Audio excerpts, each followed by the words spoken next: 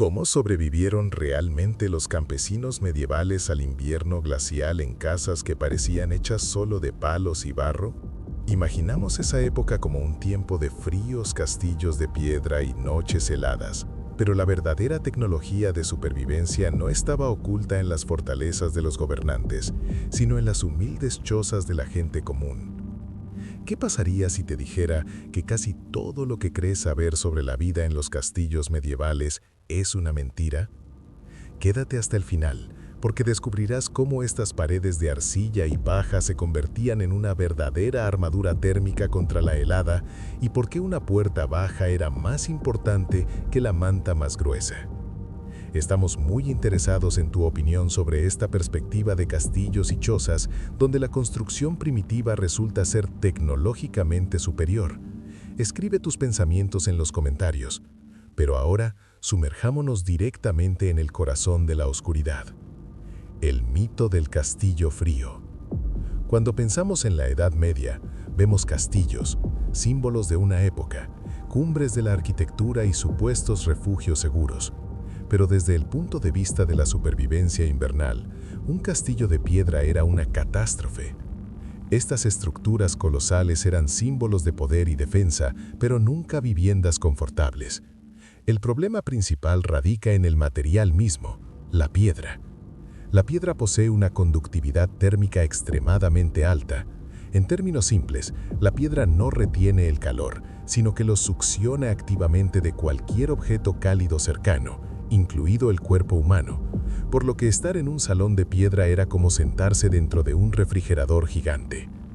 Se necesitaba una cantidad increíble de leña para templar siquiera mínimamente una enorme sala de piedra, y las chimeneas gigantes que conocemos de las películas eran aterradoramente ineficientes, pues la mayor parte del calor subía directamente por la chimenea hacia el exterior, y el poco calor que lograba entrar era absorbido inmediatamente por las paredes frías.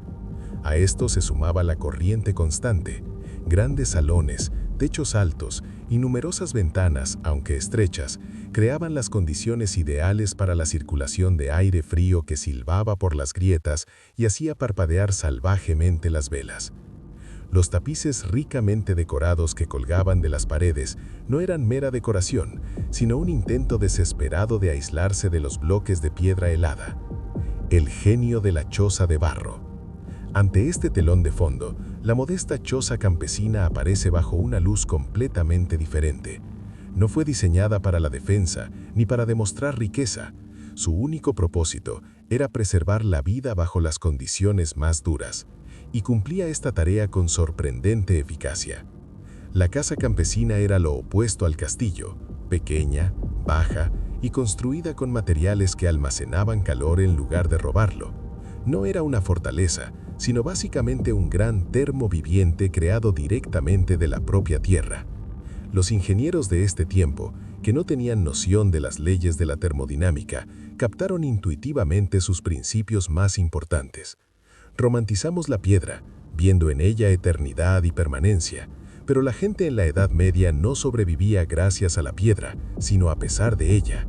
Sobrevivían gracias a la arcilla, la paja y la madera, materiales que hoy consideramos erróneamente primitivos.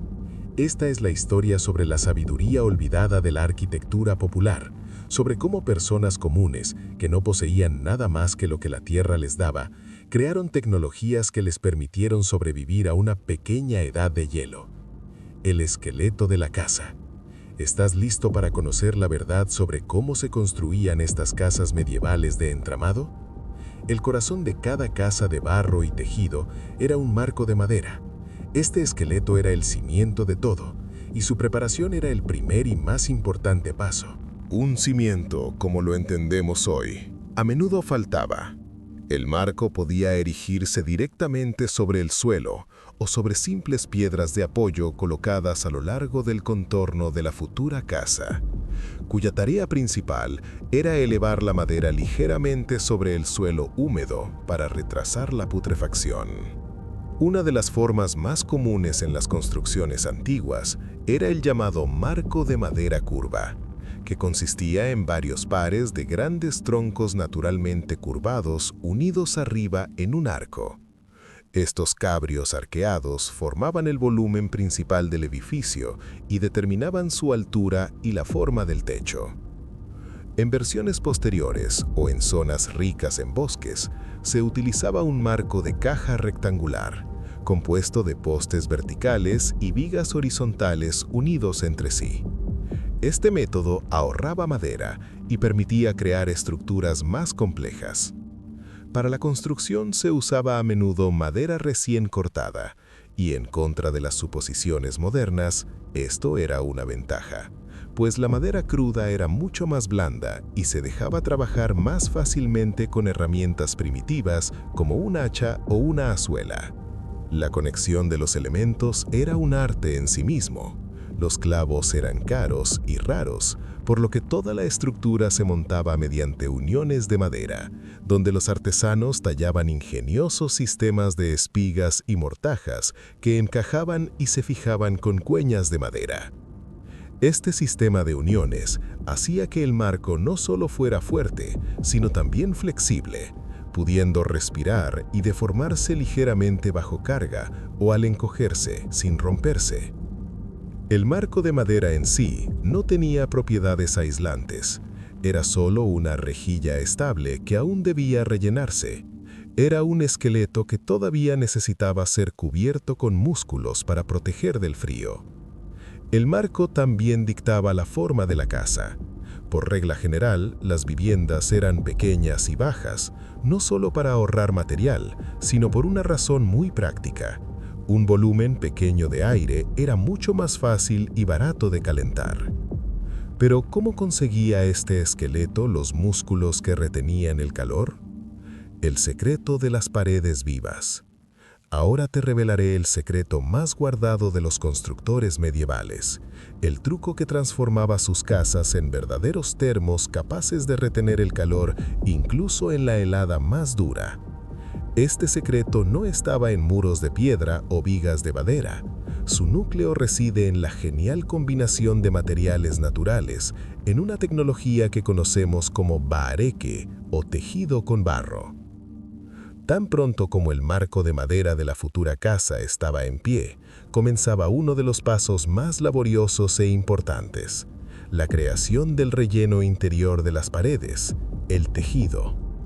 Entre los postes verticales del marco se clavaban estacas más delgadas muy juntas, como cuerdas en un arpa, formando la base a la que más tarde se adheriría la masa de arcilla. Para el tejido propiamente dicho se usaba todo lo que la tierra ofrecía, siendo los brotes jóvenes de avellano, sauce o fresno los más adecuados, conocidos por su flexibilidad y durabilidad. Las ramas se cortaban en la estación correcta, mientras aún estaban húmedas y elásticas, y se entrelazaban horizontalmente entre las estacas para crear una rejilla densa. La base tejida resultante era esencialmente un refuerzo medieval, sorprendentemente fuerte, flexible y confiable, que servía no solo como soporte para la arcilla, sino como el corazón de la estructura, que podía moverse con los asentamientos sin romperse. El tejido por sí mismo no retenía el calor, pero creaba el andamio sobre el cual se aplicaba el siguiente y más importante componente, la mezcla de arcilla. Contrario a la creencia popular, esto no era solo un montón de suciedad, sino un material compuesto complejo sujeto a proporciones exactas, una masa que a menudo era pisada descalza por toda la familia. La base era arcilla, un material que literalmente se podía encontrar bajo los pies, que daba a la pared masa, densidad y la capacidad de almacenar calor, pero tenía una desventaja traicionera. Al secarse, encogía inevitablemente y se agrietaba, lo que destruiría todo el revestimiento. Para resolver este problema, los campesinos recurrieron a una solución simple pero genial: un relleno de refuerzo. Usaban paja común que sobraba de la cosecha. Las largas fibras de paja se incorporaban como hilos dorados en la arcilla, otorgando a la mezcla resistencia y flexibilidad. Este principio era básicamente el mismo que vemos hoy en el hormigón armado, donde las fibras absorbían las tensiones de tracción y evitaban que la arcilla se agrietara al encogerse. Pero había un ingrediente más en esta receta que a primera vista parece extraño y a menudo se pasa por alto: el estiércol. Lo más común era añadir estiércol de vaca a la mezcla de arcilla, no por la resistencia, sino por la plasticidad y durabilidad, pues las fibras de hierba no digeridas contenidas en el estiércol actuaban como refuerzo adicional, mientras que las sustancias orgánicas mejoraban la adherencia de los componentes. Si sabes apreciar este tipo de ingenio humano y la capacidad de crear grandes cosas a partir de lo simple, por favor dale un me gusta a este video, porque estas paredes de barro y paja encarnan no solo arte ingenieril, sino la historia de la supervivencia humana. La física de la pared de barro. ¿Qué pasaría si te mostrara una máquina del tiempo y esta fuera una pared de barro? Suena extraño, pero así funcionaba exactamente la tecnología de barro y tejido desde el punto de vista de la física. A primera vista parece increíble que una mezcla de barro, paja y ramas pudiera generar calor en el interior de una casa, pero precisamente ahí residía su genio. Para entender por qué una casa tan sucia era cálida y acogedora, hay que comprender dos conceptos fundamentales: aislamiento térmico y masa térmica. El aislamiento térmico es la capacidad de un material para ralentizar la transferencia de calor. Los materiales aislantes modernos, como la lana mineral, contienen muchas bolsas de aire microscópicas que atrapan el calor. La masa térmica es exactamente lo contrario, la capacidad de un material para almacenar calor y liberarlo lentamente. Los materiales densos, como el ladrillo o la piedra, absorben energía. El genio de las paredes de barro radicaba en que combinaban ambas propiedades simultáneamente. La paja, que los campesinos mezclaban generosamente en la arcilla, servía no solo como refuerzo, sino también como un componente aislante vital. Sus tallos huecos, entrelazados caóticamente en todas direcciones, creaban miles de diminutas bolsas de aire inmóviles dentro de la pared, y cada una de ellas actuaba como un termo en miniatura, convirtiéndose en una barrera real entre el mundo interior y el exterior. Sin embargo, el secreto principal de una casa campesina no era el aislamiento, sino la enorme masa térmica que proporcionaba la arcilla misma. Este material pesado y denso tenía la capacidad de absorber calor durante un largo periodo y luego liberarlo. Durante el día, cuando el fuego ardía en el hogar, la única fuente de calor en la casa, el aire caliente calentaba gradualmente las paredes y la arcilla succionaba lentamente la energía del fuego. Las paredes se calentaban lenta pero constantemente, como un ser vivo que respira calor. Cuando caía la noche y el fuego del hogar se apagaba gradualmente, el aire en la casa comenzaba a enfriarse rápidamente, pero justo en ese momento ocurría el milagro.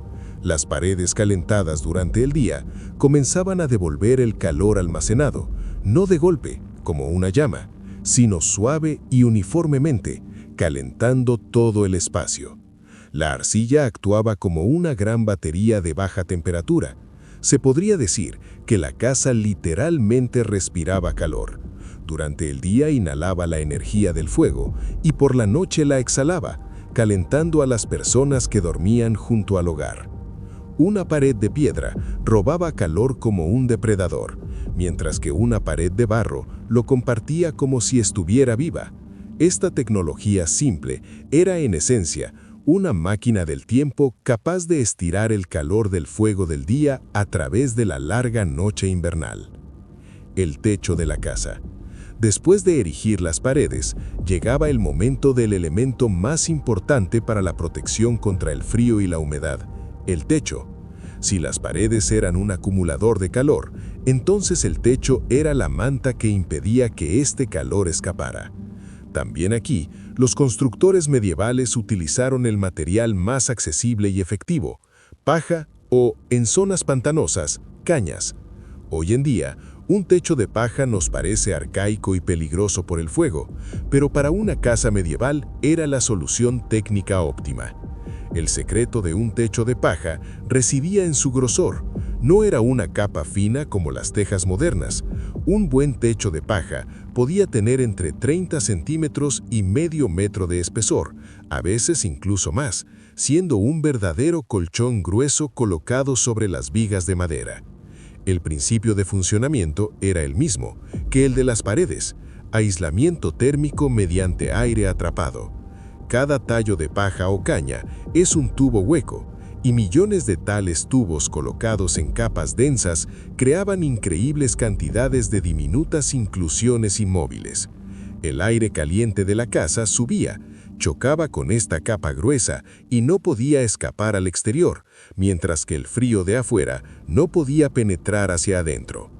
Además, un techo de paja, si se colocaba correctamente, era absolutamente impermeable. El secreto estaba en el ángulo pronunciado del techo, donde el agua simplemente rodaba por los tallos densamente colocados, sin tener tiempo de filtrarse hacia el interior. Un techo así tenía otra particularidad relacionada con la estructura interna de la casa. La mayoría de las casas campesinas no tenían chimenea. El humo del fuego subía y escapaba por una abertura especial en el techo o simplemente se filtraba a través de la paja. Este humo, que pasaba constantemente por las capas internas del techo, actuaba como conservante, impregnando y ennegreciendo las vigas y el interior del techo de paja, matando hongos y moho y ahuyentando plagas, un efecto secundario paradójico que prolongaba considerablemente la vida útil del techo. El sellado del capullo. Una vez completadas las paredes cálidas y el aislamiento del techo, quedaba la última y más difícil tarea: la lucha contra las corrientes de aire, pues cualquier calor es inútil si es arrastrado constantemente por vientos fríos. Miremos la puerta. Lo primero que llama la atención en las reconstrucciones de tales viviendas es la entrada muy baja.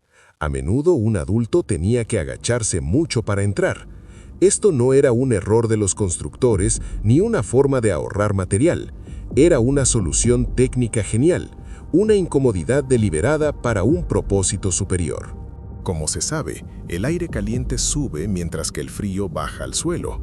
Una puerta alta habría creado una poderosa corriente de aire que dejaría escapar el precioso calor de debajo del techo y permitiría entrar aire frío por el suelo.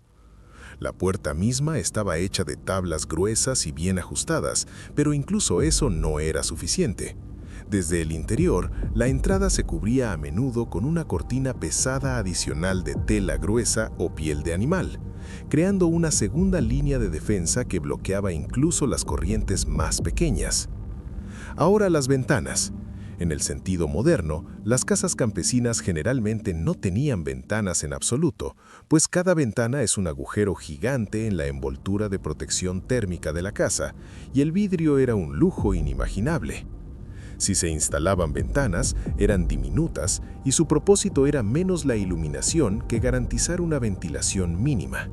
Por la noche, estas pequeñas aberturas se cerraban herméticamente desde el interior con contraventanas de madera. En casas más ricas se podía usar vidrio primitivo, o la abertura se cubría con tela aceitada, pergamino raspado fino o incluso una vejiga de toro. Estos materiales eran translúcidos, pero sobre todo no dejaban pasar el viento. Y finalmente, el suelo. En la mayoría de las casas era simplemente tierra apisonada, pero para el invierno se cubría generosamente con una capa gruesa de paja o caña seca. Esta capa servía para dos propósitos. Primero, era un excelente aislante que bloqueaba el frío que subía del suelo. Segundo, absorbía la humedad y hacía la casa más higiénica. El motor de la casa, el fuego central. En el interior de la casa sellada y aislada se encontraba su motor, su corazón, el fuego abierto. Era la única fuente de calor y luz alrededor de la cual se congregaba literalmente toda la vida de la familia durante los largos meses de invierno. La ubicación del hogar era de vital importancia. A diferencia de las chimeneas posteriores construidas contra una pared, el hogar medieval estaba casi siempre en el centro de la habitación. Esto no era una casualidad y tenía un profundo propósito práctico. La ubicación central permitía que el calor del fuego se propagara uniformemente en todas direcciones. El hogar irradiaba calor en un ángulo de 360 grados, calentando no solo el aire, sino también el suelo, las paredes y a todos los que se sentaban a su alrededor. La eficiencia de tal sistema era máxima. El hogar no era solo un calentador, también era una cocina, donde durante todo el día se cocinaba algo, una olla de sopa hervía o se horneaban panes planos. El proceso de cocción en sí generaba una enorme cantidad de calor incidental que se utilizaba para calentar la vivienda. Como combustible servía todo lo que pudiera arder. En zonas boscosas era leña, y en zonas donde la madera escaseaba se usaban turba, estiércol o excremento seco. El precio del calor. La vida en una choza medieval estaba lejos de ser una imagen pastoral. El precio principal por el calor y la supervivencia era la atmósfera en el interior de la casa, densa, pesada y llena de algo que hoy calificaríamos de insoportable: humo. La mayoría de las casas campesinas no tenían una chimenea clásica. En su lugar, se aplicaban métodos más simples de eliminación de humo. Lo más común era dejar un pequeño agujero directamente sobre el hogar en el techo, a veces solo un agujero en la paja, a veces una caja de madera especial. Pero una parte considerable del humo no salía inmediatamente al exterior, sino que se acumulaba bajo el techo. Toda la parte superior de la habitación estaba constantemente llena de una densa capa de humo gris. La gente se sentaba en bancos bajos y dormía en el suelo o en lechos bajos, manteniéndose así en una zona con aire relativamente limpio, mientras el humo bajo el techo hacía su trabajo. Este humo, a pesar de su evidente nocividad para los pulmones, también tenía sus ventajas. Como ya se mencionó, era un excelente conservante que ahumaba constantemente las vigas y el interior del techo de paja, protegiéndolos de la putrefacción. Además, el humo desinfectaba el espacio en la medida de lo posible y a menudo se colgaban alimentos bajo el techo para ahumarlos. Carne o pescado colgados en el humo podían conservarse mucho más tiempo. Debido al humo y a las ventanas diminutas, siempre estaba oscuro en la casa. Incluso en un día claro, apenas entraba luz, siendo la fuente principal el hogar mismo. La gente de la Edad Media tomó una decisión consciente. Entre el frío y el aire limpio, eligieron el calor y el humo. El olor penetrante y los ojos llorosos eran el precio por sobrevivir a la noche. Radiadores vivientes. Por último, pero no menos importante, los propios habitantes eran una fuente de calor en la casa campesina. A menudo subestimamos cuánto calor emite el cuerpo humano, pero en un espacio pequeño y casi hermético donde cada pizca de calor contaba, este factor se volvía decisivo. Una casa campesina medieval era generalmente una casa de una sola habitación, lo que significaba que toda la familia, desde los ancianos hasta los bebés, vivía, comía, trabajaba y dormía en un solo espacio. Un adulto en reposo emite unos 100 vatios de calor, casi tanto como una bombilla. Si una familia de 6 u 8 personas vivía en la casa, su emisión total de calor era comparable a la potencia de un pequeño calentador eléctrico. Y si se considera que la gente entonces también vivía con animales como cabras, ovejas o terneros, algo que hoy es casi inimaginable, la emisión de calor aumentaba aún más. En el espacio sellado, protegido por gruesas paredes de barro y un grueso techo de paja, este calor no se disipaba de inmediato, sino que se acumulaba gradualmente creando un microclima suave y estable. A menudo toda la familia dormía en una sola cama grande de madera o simplemente sobre colchones de paja en el suelo, durmiendo muy juntos, acurrucados y compartiendo los restos del calor del día. Esta práctica reducía considerablemente la pérdida de calor para cada individuo. El concepto de espacio personal tal como lo entendemos hoy simplemente no existía entonces, pero precisamente esta cercanía transformaba una choza fría en un lugar donde se podía sobrevivir al invierno. La casa, el hogar y las personas formaban un sistema térmico único. La casa almacenaba el calor, el hogar lo generaba y las personas lo mantenían y reforzaban. Veredicto: castillo contra choza. Resumamos y comparemos dos imágenes. Por un lado está el Señor, el dueño de la tierra, que vive en su enorme, frío y resonante castillo de piedra. Sus muros son un símbolo de poder, pero también son la razón de su frío. Por otro lado está un campesino en su casa baja, oscura, llena de humo pero sorprendentemente cálida. Su hogar es modesto, pero en el interior reina una atmósfera especial de confort. Se sienta en el suelo junto al hogar y el calor reflejado por las paredes llena lentamente todo el espacio. La temperatura en su casa tal vez esté solo unos pocos grados por encima del punto de congelación, pero esta estabilidad es un gran lujo. Entonces, ¿de quién era la tecnología más avanzada? Si se juzga por la monumentalidad y la apariencia impresionante, definitivamente era el castillo. Pero si lo miramos desde el punto de vista de la termodinámica, la eficiencia energética y la adaptabilidad a las necesidades humanas, entonces la victoria es claramente para la modesta choza campesina. Donde el castillo perdía calor, la choza lo almacenaba. Donde el mármol y el granito eran indiferentes a las personas, la arcilla y la paja trabajaban juntas para protegerlas del frío. La casa de barro y tejido era una verdadera obra maestra de la ingeniería popular. Sus creadores entendían intuitivamente la física del calor, y esta casa funcionaba como una batería gigante que utilizaba las leyes de la naturaleza en lugar de luchar contra ellas. Detrás de la modesta fachada de barro y paja se escondía un sistema complejo y efectivo de supervivencia. La casa campesina no era solo un edificio, sino una tecnología completa, donde cada elemento, desde el umbral bajo hasta el humo bajo el techo, jugaba su papel insustituible. Era un verdadero capullo térmico, genialmente construido para conservar energía en un mundo áspero. ¿Qué otras tecnologías de supervivencia del pasado crees que deberíamos explorar? Quizás te interese cómo la gente en la Edad Media almacenaba alimentos sin refrigerador o cómo encontraban agua. Sugiere temas para futuros videos en los comentarios. Esperamos que este viaje haya sido impresionante para ustedes. Pueden apoyarnos suscribiéndose a Sobreviviendo en el Pasado y dando me gusta al video.